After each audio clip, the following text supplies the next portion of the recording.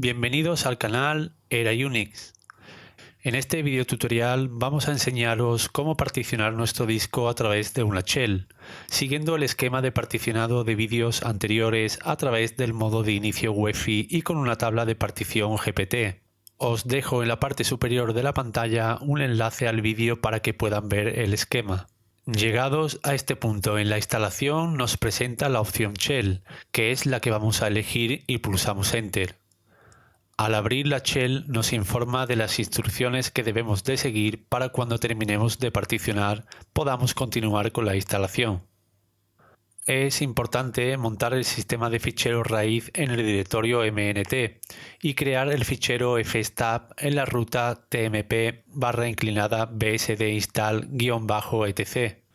Bueno, vamos a empezar a particionar nuestro disco. Si introducimos el comando cat control con la opción delete, nos muestra por pantalla un listado de los dispositivos de almacenamiento que ha detectado. Es muy importante tener claro en qué disco voy a instalar el sistema porque podemos borrar datos de otros discos por error. En mi caso, el dispositivo donde voy a instalar lo ha nombrado ADA1. Si tecleamos geomdisklist ADA1 y pulsamos Enter, nos informa del tamaño del disco y su descripción para cerciorarnos de que es el disco donde quiero instalar. Vamos a teclear el comando gpart y la opción destroy--f ADA1, que borra el contenido del disco, y la opción "-f" permite eliminar toda la información aunque no esté el disco vacío. El siguiente comando crea una tabla de partición GPT en ADA1. Existen dos maneras de instalar FreeBSD teniendo UEFI BIOS. Una es creando una partición EFI con formato FAT, donde contiene el cargador de arranque de FreeBSD. Y la otra es creando dos particiones, una para EFI para arrancar en modo UEFI y otra para el gestor de arranque en modo BIOS, por si nos interesa arrancar el sistema en dos modos de inicio. Es interesante instalar FreeBSD para que pueda arrancar en los dos modos de inicio, y eso es lo que haremos en este vídeo. Vamos a crear nuestras particiones con el comando gpart y la opción add. La opción "-t" le indica el tipo de partición, en este caso FreeBSD-boot para el gestor de arranque BTX. La opción "-l" indica un nombre de etiqueta y le ponemos gbboot. La opción "-s" le indica el tamaño, que sería de 512 KB, y por último en el disco ADA1. Observaremos que esta y la partición EFI no es necesario alinearlas.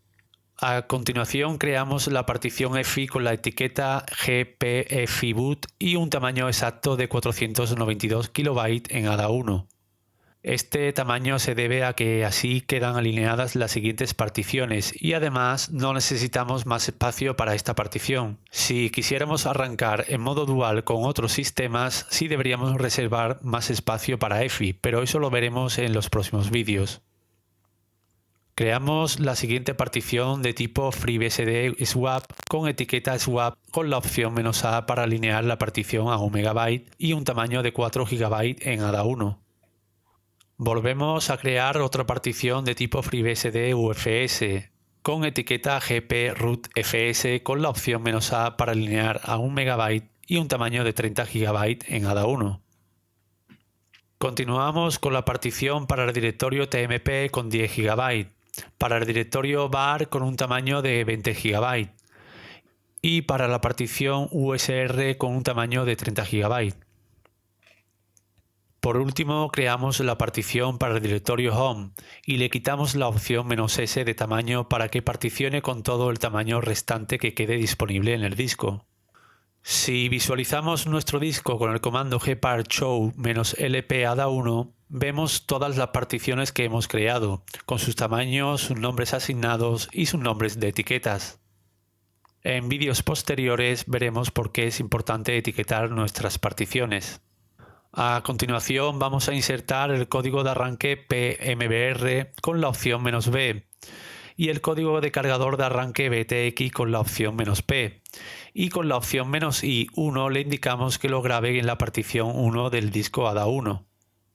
En este proceso configuramos el disco para arrancar el sistema en modo BIOS.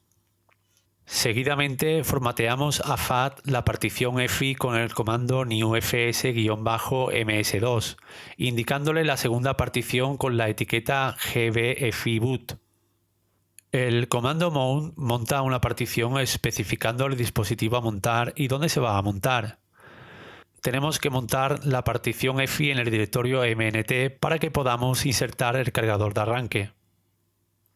Ahora crearemos el directorio EFI y el subdirectorio boot en mayúsculas con el comando mkdir y la opción "-p" que le indica que va a crear un directorio y un subdirectorio al mismo tiempo.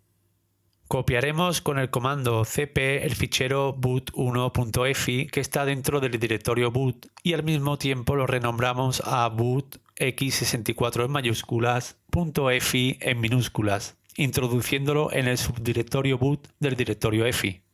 El arranque por UEFI busca la partición EFI y dentro del directorio EFI y subdirectorio boot el archivo que hemos indicado. Desmontamos la partición EFI y ya tenemos insertado el cargador de arranque. Lo siguiente que haremos es dar formato con el comando newfs-u y la ruta de cada partición que hemos creado para el sistema, comenzando por gprootfs, gptmpfs, gpbarfs, gpusrfs y gpmyhome. La opción "-u" se recomienda en sistemas de archivo UFS, ya que mejora significativamente el rendimiento de los metadatos, principalmente en la creación y eliminación de archivos. Todo esto lo hace a través de una memoria caché, consiguiendo que nuestros discos puedan recuperarse ante un apagón repentino del equipo o un query inesperado. Vamos a limpiar la pantalla con el comando clear. Una vez terminado de formatear, vamos a proceder a montar las particiones en el directorio mnt, como nos informó la shell al abrirla. Procedemos a montar la partición raíz del sistema en el directorio mnt. Al haberlos etiquetados, podemos irnos a la ruta dev-gpt y allí se encuentran todas las etiquetas que referencian a las particiones que hemos creado.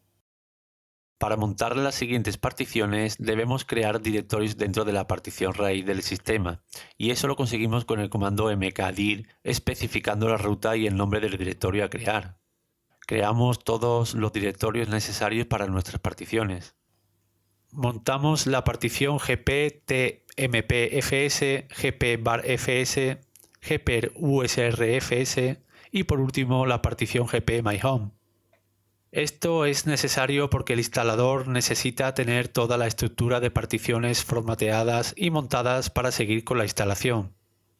Por último, crearemos el fichero fstab como nos informó la shell, en la ruta tmp/bsd install-etc y vamos a crearlo con el comando cat.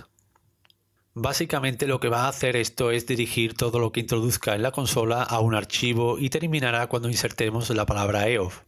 Podemos poner lo que queramos para sustituir a eof, pero es un estándar que indica end of file o final de fichero. Este archivo fstab por defecto contiene una cabecera más o menos como lo estoy escribiendo ahora para ayudarnos a entender la estructura de fstab. Este fichero lo usa el sistema para montar unidades o dispositivos de almacenamiento cuando arranca el sistema. Vamos a incluir todas las particiones. Lo primero es teclear el nombre del dispositivo, después el punto de montaje y el tipo de sistema de fichero. Lo siguiente son diversas opciones para especificar. SW indica que le use esa partición como memoria de intercambio y RW que monta la partición como lectura y escritura. Vamos a hacer lo mismo con la partición raíz, con la partición gptmpfs, gpbarfs, gpusrfs y gpmyhome. Subiremos próximamente un vídeo dedicado al fichero de configuración fstab.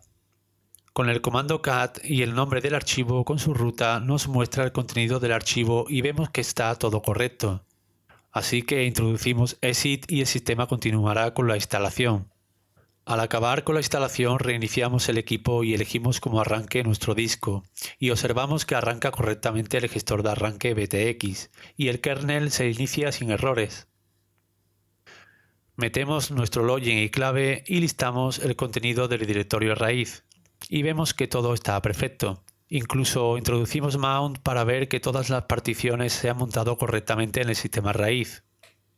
Si cambiamos el modo de inicio de UEFI a modo antigua BIOS, observaremos que también arranca el sistema sin ningún inconveniente. Así que por la pequeña cantidad de 512 KB de la partición FreeBSD boot, tenemos los dos modos de inicio instalados en nuestro disco. Y con esto damos por concluido este vídeo. Espero que si les ha gustado le deis a me gusta, suscribiros al canal y compartirlo con todas aquellas personas que puedan interesarles. Sin más, desde Canal Era Unix os esperamos en el próximo video tutorial.